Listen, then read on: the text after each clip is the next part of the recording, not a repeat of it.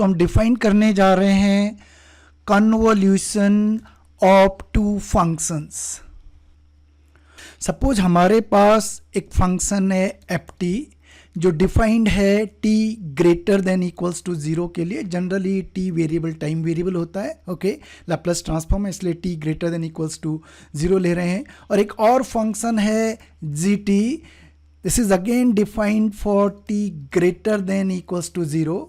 Then convolution of these two functions, a notation for this convolution is f, this asterisk g, again operating on t. We read it as convolution of function f and g. This is equal to, ये एक definite integral होता है 0 to t f u g t minus u du, जहां u क्या है, dummy variable है। और now ये फंक्शन जो कन्वोल्यूशन फंक्शन है, इसको देख के थोड़ा स्ट्रेंज लग रहा है क्योंकि ये एक इंटीग्रल की फॉर्म में डिफाइंड है, राइट। u यहाँ पे डमी वेरिएबल है और u वेरी कर रहा है 0 से t के बीच में। इस कंफ्यूजन को दूर करने के लिए एक छोटा सा डायग्राम बनाते हैं जिसकी मदद से हम आसानी से समझ पाएंगे ये t और u के बीच में रिलेशन। सपोज ये जो पॉइंट है, ओरिजिन है, 0 पॉइंट है, और ये जो ये वाली एक्सिस है ये t एक्सिस है, और ये पॉइंट सपोज t है। t को 0 से t के बीच की ये जो डिस्टेंस हो गई ये t हो गई, और इसको हम डिवाइड कर रहे हैं। सपोज ये वाला जो पॉइंट है, ये वाला जो पॉइंट है u पॉइंट है। So this distance is u distance and this much distance is t minus u distance. So इस डेफिनेशन में जो u होगा वो 0 to u वाला u होगा, और जो g के g का जो g जब function of t minus u, वो ये t माइनस u हो जाएगा। ये कन्वोल्यूशन को दिखाने का एक तरीका है और जनरली इंजीनियरिंग में इस किस्म के फंक्शन से हम डील करते हैं। नाउ एक एग्जाम्पल की मदद से समझते हैं कि अगर दो फंक्शन हमें दे रखे हैं, तो उनका कन्वोल्यूशन कैसे निकालेंगे। तो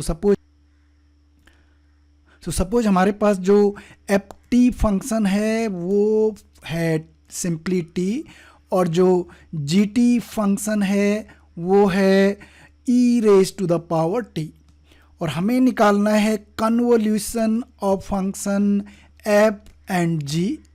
So as per the definition of convolution of two function f and g, this is equals to definite integral f of u g t minus u du, where u is a dummy variable. We are integrating this function with respect to u and t variable be treated as a constant, right?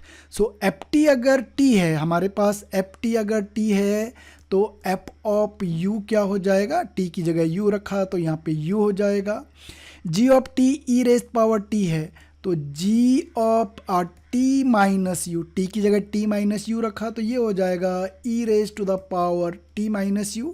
So f u g t minus u की value यहाँ put करते हैं 0 to t। F of u की जगह हमने रखा u, g t minus u की जगह हमने रखा e raise to the power t minus u du।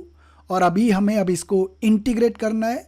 हमें अपने को बार बार याद दिलाना है कि integration with respect to u है और t को हम किसकी तरह ट्रीट कर रहे हैं, कांस्टेंट की तरह ट्रीट कर रहे हैं। नाउ इंटीग्रल करने से पहले हम जो है एक्सपोनेंशियल फंक्शन की प्रॉपर्टी लगा रहे हैं। u e raise to power t minus u हो जाएगा e raise to power t multiplied by e raise to the power minus u du। Now when we are integrating with respect to u, t is treated as a constant as per the definition. So e raised to the power t को हम इस integral से बाहर ले आएंगे और ये हमारे पास हो जाएगा this integral is 0 to t e raise to power t बाहर ले आए u e raise to the power minus u du।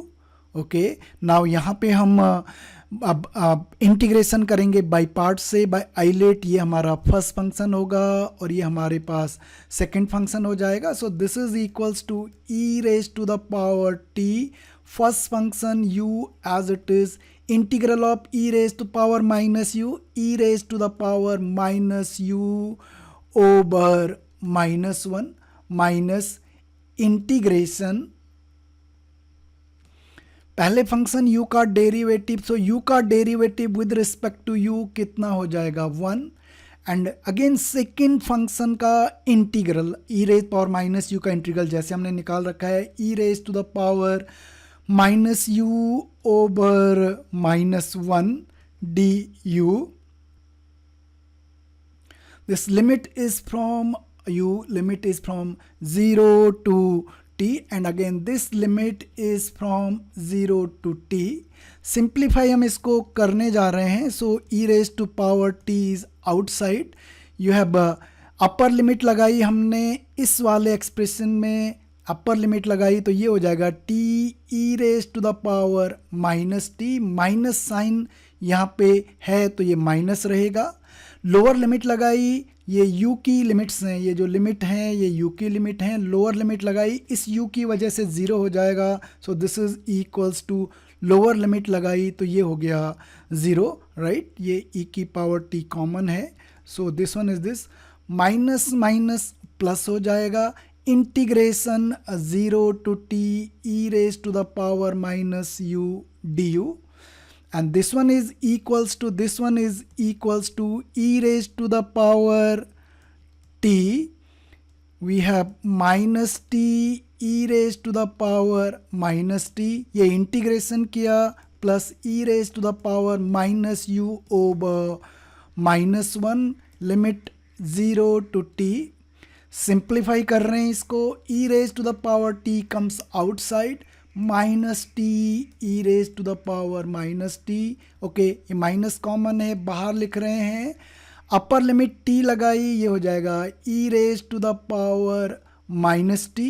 Lower limit लगाई जीरो वाली, माइनस हम ऑलरेडी बाहर ले चुके हैं. E raise to power zero कितना हो जाएगा 1 हो जाएगा. So this one is, and finally we got e raise power t से अंदर मल्टीप्लाई कर रहे हैं तो ये हो जाएगा minus t e raise power t multiplied by e raise power minus t. ये ई रेज पावर 0 तो ये हो जाएगा 1, and this one is again minus e raise to power t. यहाँ जाके अगेन ये क्या हो जाएगा 1 हो जाएगा.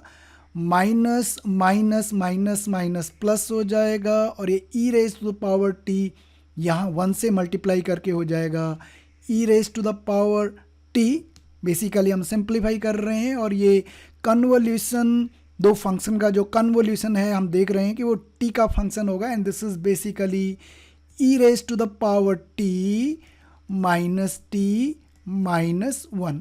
तो ये प्रोसीजर है दो फंक्शंस के, कोई गिवन फंक्शंस हैं उनका कन्वोल्यूशन निकालने का.